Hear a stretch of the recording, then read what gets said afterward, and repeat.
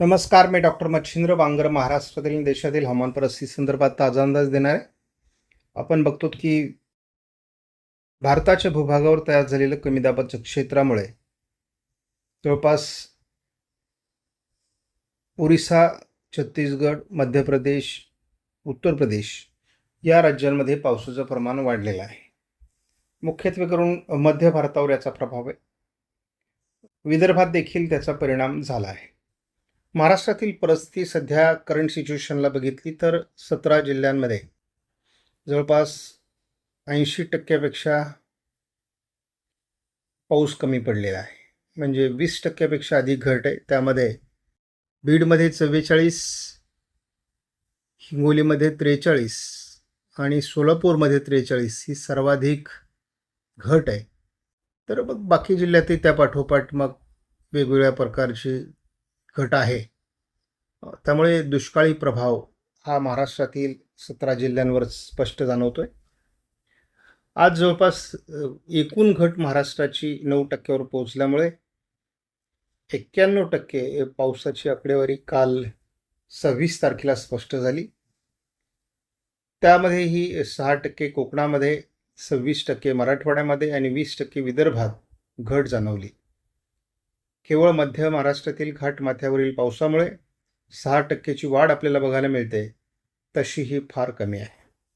देशातील स्थितीबाबत आपण बघतोय 26 तारखेपर्यंत 13%च घट आहे. म्हणजे 87% पाऊस कालपर्यंत पडलेला आहे आणि जवळपास याच्या आजूबाजूलाच पाऊसमान राहील. जर काही सिस्टम वाढल्या सप्टेंबरमध्ये तर मग परिस्थिती बदलू शकते.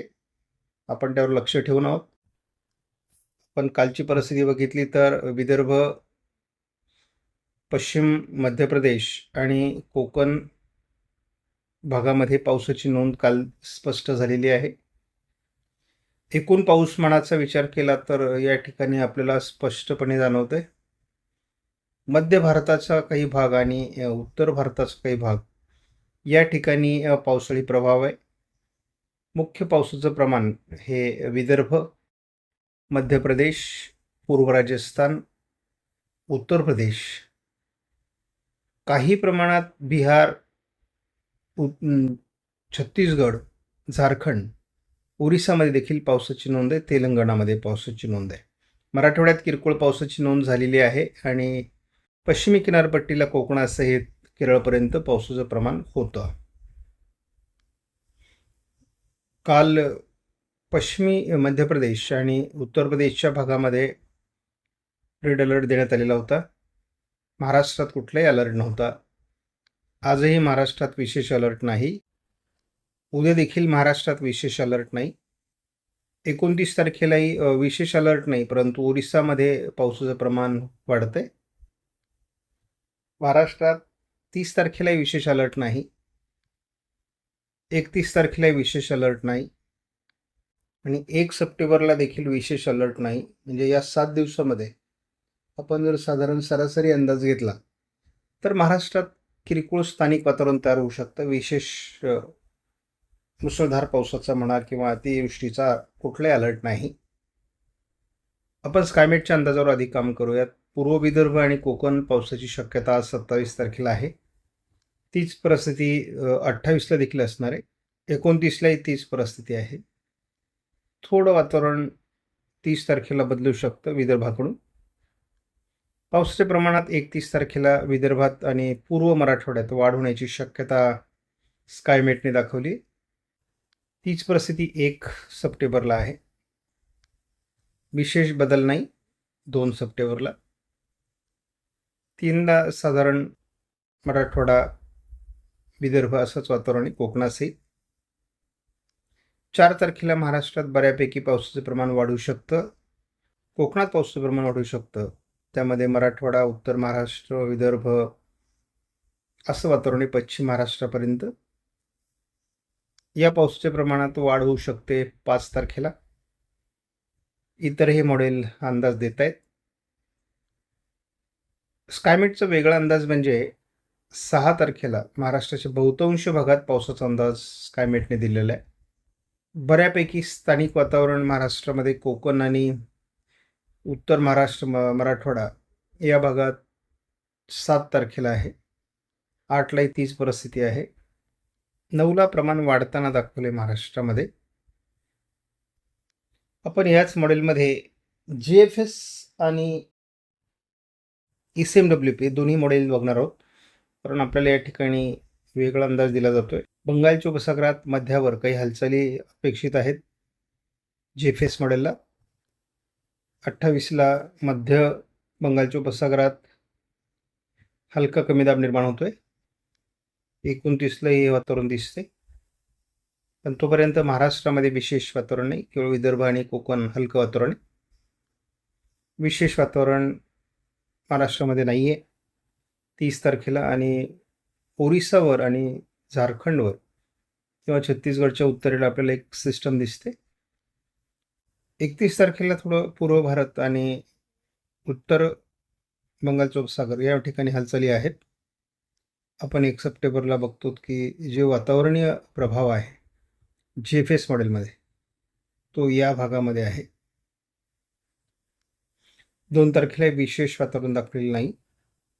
3 तारखेला एक जी सिस्टम ओरिसावर होती ती थोडी छत्तीसगडवर सरकून विदर्भावर परिणाम करेल. 4 तारखेला विदर्भावर आणि मध्य प्रदेशमध्ये एक परिणामकारक हवामान प्रणाली असू शकते. 5 तारखेला ती मध्य प्रदेशवर परिणाम करेल, त्यामुळे महाराष्ट्रातला किरकोळ प्रभाव त्याचा असणार आहे. 6 तारखेला स्थानिक वातावरण महाराष्ट्रात वाढू शकतं. 7 तारखेला महाराष्ट्रात स्थानिक वातावरणाची शक्यता वाढते. 8 तारखेपासून महाराष्ट्रात हवामान बदल होतोय. पश्चिम महाराष्ट्र, विदर्भ, मराठवाड्यात स्थानिक वातावरणाचा प्रभाव वाढत चाललेला आहे. कोकणातील पाऊस कमी होतोय. 9 तारखेलाही तोच अनुभव आहे. 10 तारखेलाही पूर्व मराठवाडा आणि विदर्भात पाऊस आहे. 11 तारखेला बंगालच्या उपसागरात नव्याने अंदमान निकोबार बेटांच्या दरम्यान वादळी प्रणाली विकसित होणं अपेक्षित आहे. जी वादळी प्रणाली विशाखापट्टणम मार्गे महाराष्ट्राकडे सरकू शकते का, यावर आता सर्व लक्ष केंद्रित करायचे. पुढील 15 दिवसात GFSनेही कालपर्यंत दाखवलेलं वातावरण आज दाखवलेलं नाही, मात्र आपण याच्यावर लक्ष ठेवून आहोत. सध्या उत्तर प्रदेश, मध्य प्रदेशच्या सीमेवर असलेल्या कमी दाबाचं क्षेत्राचं अस्तित्व या ठिकाणी स्पष्ट दिसते. ओरिसा, छत्तीसगडपासून पावसाळी प्रभाव आहे आणि अगदी तोच प्रभाव जो यापूर्वी आपल्याला GFSने दाखवला होता, तोच प्रभाव सध्या हवामानामध्ये आहे. बंगालच्या उपसागरामध्ये वादळी वातावरण आहे, परंतु त्याचा प्रभाव थोडा उत्तर भारताकडे सरकलेला आहे. विदर्भ, कोकण आणि बाकी ठिकाणी स्थानिक वातावरण, या पलीकडे पावसाचं वातावरण नाही. विशेष वातावरण 29लाही नाही आहे. 30 तारखेला पूर्व विदर्भात थोडं वातावरणीय प्रभाव आहे. 31 तारखेला ओरिसा, छत्तीसगडच्या दरम्यान मोठा वादळी प्रभाव तयार होऊ शकतो असा अंदाज ECMW मॉडेलचा आहे. जो मुख्य पावसाचा प्रभाव आहे तो मुळातच पूर्व भारताच्या आणि मध्य भारताच्या काही पूर्वेकडील भागामध्ये आहे. त्यामुळे उर्वरित भारतामध्ये विशेष पावसाचं वातावरण नाही आहे. 2 तारखेला थोडं विदर्भाकडे हे सिस्टम सरकताना बघतोय आपण. 3 तारखेला ती मध्य प्रदेश, राजस्थान या भागातून उत्तर भारताकडे सरकते आहे. 4 तारखेला अतिशय प्रभावीपणे ती पश्चिमी मध्य प्रदेश, पूर्व राजस्थान आणि पूर्व गुजरातमध्ये प्रभाव टाकण्याची शक्यता आहे. त्याचा थोडा परिणाम कोकण आणि नाशिक पश्चिमला होऊ शकतो. थोडं ते महाराष्ट्राकडे जर सरकलं तर उत्तर महाराष्ट्र आणि नाशिकसह काही पश्चिमी विदर्भामध्ये प्रभाव पडू शकतो. स्थानिक वातावरणात वाढ होऊ शकते. 6 तारखेला महाराष्ट्रात स्थानिक वातावरणाची शक्यता आहे. 7 तारखेला देखील तीच परिस्थिती आहे. ही वादळी प्रणाली थोडी महाराष्ट्रावर 8 तारखेला सरकण्याची शक्यता आहे. 9 तारखेला ती मागे फिरून पूर्व विदर्भ, तेलंगणाशी सरकते. 10 तारखेनंतर पावसात वाढ होण्याऐवजी पावसात घट भारतामध्ये दिसते आहे आणि राजस्थान, मध्य प्रदेशमधील पाऊस उघडतोय. त्यामुळे हे फारच चांगलं लक्षण नाही आहे. परंतु एकूणच असं दिसतंय की आपल्याला पुढील 15 दिवसामध्ये महाराष्ट्रात विशेष पावसाळी वातावरण नाही. अधूनमधून स्थानिक वातावरण असू शकतं. तारखेपर्यंतची परिस्थिती आपण जर बघितली तर केवळ विदर्भामध्ये पावसाळी वातावरण दाखवलं जाते. थोडं कोल्हापूर, साताऱ्याच्या भागामध्ये, सांगलीच्या भागामध्ये पाऊस असू शकतो, कोकणात पाऊस असू शकतो. परंतु विशेष वातावरण महाराष्ट्रामध्ये दाखवण्यात आलेलं नाही. आपण झटपट अंदाज बघूयात. आज विदर्भामध्ये नागपूर, भंडारा, गोंदिया, चंद्रपूर, गडचिरोलीमध्ये काही वातावरण तयार होऊ शकतं. दक्षिण कोकणात हलक्या ते मध्यम सरींची शक्यता कायम आहे. मात्र विशेष वातावरण विदर्भ वगळता महाराष्ट्रात नाही. परिस्थिती हाताबाहेर आहे. केवळ विदर्भातील काही भाग अपवाद सोडता आणि सोलापूरच्या आजूबाजूने स्थानिक वातावरण तयार झालं तर, अन्यथा पावसाची शक्यता नाही. आपण एका मोठ्या दुष्काळी परिस्थितीकडे लोटले जातो आहोत. कुठल्याही प्रकारचा आधार पावसाचा दाखवला जात नाही. 1 तारखेला थोडं कोल्हापूर, सांगली आणि दक्षिण सोलापूरमध्ये स्थानिक वातावरण आहे. कोकणात घाटमाथ्यावर हलक्या सरी आणि विदर्भात, पूर्व विदर्भात काही भागात हलकं पावसाळी वातावरण. या पलीकडे काही वातावरण नाही. 3ला विशेष वातावरण नाही. 4ला उत्तर महाराष्ट्रातील काही भागात अतिउत्तरेला आणि कोकणामध्ये घाटमाथ्यावर पावसाची शक्यता आहे. 5 तारखेला हा पाऊस थोडा अंतर्गत जिल्ह्यांमध्ये, बीड असेल किंवा अहिल्यानगर असेल, अकोला, वाशिम, बुलढाणा, परभणी, जालना असेल, या ठिकाणी थोडं जाणवू शकतं किंवा नंदुरबार, धुळे, जळगावमध्ये जाणवू शकतं. कोकणामध्ये थोडा प्रभाव असणार आहे. परंतु लक्षात ठेवा, एकदा नारळी पौर्णिमा झाली की जो प्रभाव आहे तो कमी होत असतो. 6 तारखेला थोडं जळगाव जिल्ह्यामध्ये, बुलढाणा, अकोला, वाशिम, उत्तर छत्रपती संभाजीनगर आणि जालन्यामध्ये 6 तारखेला वातावरण दाखवलं जाते मॉडेलनुसार. विशेष असं वातावरण नाही आणि केवळ पाऊस झालेल्या जिल्ह्यांमध्येच तो पुन्हा पाऊस दाखवला जातो. एक सकारात्मक वातावरण 8 तारखेला अकोला, अमरावती, नागपूर, भंडारा, गोंदिया, चंद्रपूर, गडचिरोली, यवतमाळ, वाशिम, वर्धा या भागात 8 तारखेला दाखवलं जातं.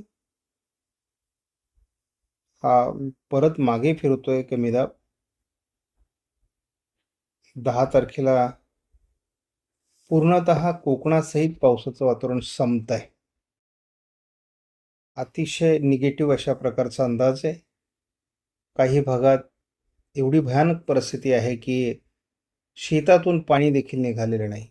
पेरण्या झाल्यात, माल सुकू लागला आहे आणि कुठलाही पावसाचा पॉझिटिव्ह संकेत सध्या मॉडेल देत नाहीत. सारांश थोडक्यात सांगतो की आपण कितीही मॉडेल बघितले, कुठलेही मॉडेल बघितले, मग तो GFS असो, स्कायमेट असो, ECMW असो, कुठल्याही मॉडेलमध्ये स्थानिक वातावरणाच्या पलीकडे कुठलीही वादळी प्रणाली दाखवली जात नाही. काल आपल्याला GFS मॉडेलने 2 हवामान प्रणाल्या दाखवल्या होत्या, परंतु त्या हवामान प्रणाल्या आज दाखवल्या जात नाहीत. त्यामुळे दुष्काळी परिस्थिती महाराष्ट्रामध्ये स्पष्ट झालेली आहे आणि तिची तीव्रता कमी करणारी एखादी सिस्टम सप्टेंबरमध्ये तयार होईल आणि आपल्याला काहीतरी हवामान बदल जाणवेल, या आशेपोटी आम्ही केवळ अंदाज देतो. त्यामुळे मी काल रात्रीचा अंदाज देखील दिलेला नव्हता. आपण विनाकारण काहीतरी करतो का, असं थोडं दुखावल्यासारखं होतं. सगळ्या परिस्थितीची आपण जाणीव ठेवतोय, परंतु निसर्गाने आपल्याला साथ द्यावी आणि या परिस्थितीला बदलावं हे आपल्याला वाटतंय. कारण मी तुम्हाला यापूर्वी सांगितलं, ज्या आयोडीच्या भरोशावर आपण अंदाज देत होतो, त्या आयोडीने आपल्याला कुठलीही साथ दिलेली नाही आणि दुसऱ्या बाजूला एल निनो मात्र तीव्र झाला आणि त्यामुळे आपल्याला महाराष्ट्रामध्ये आज जी परिस्थिती समोर आहे ती भयावह आहे. जरी आपले पाणी प्रकल्प भरलेले असले आणि परिस्थिती दुष्काळ म्हणून जरी कंट्रोलमध्ये असली, तरी देखील एकूण जे शेतातलं पीक आहे तेव्हा जेव्हा करपतं तेव्हा शेतकऱ्याच्या जीवाला काय त्याच्या वेदना होतात त्याची जाणीव आपल्याला आहे. आपणास व्हिडिओमधील माहिती महत्त्वपूर्ण वाटल्यास लाईक करा, शेअर करा, चॅनलला सबस्क्राईब करा. धन्यवाद. जय हिंद, जय महाराष्ट्र, जय बळीराजा.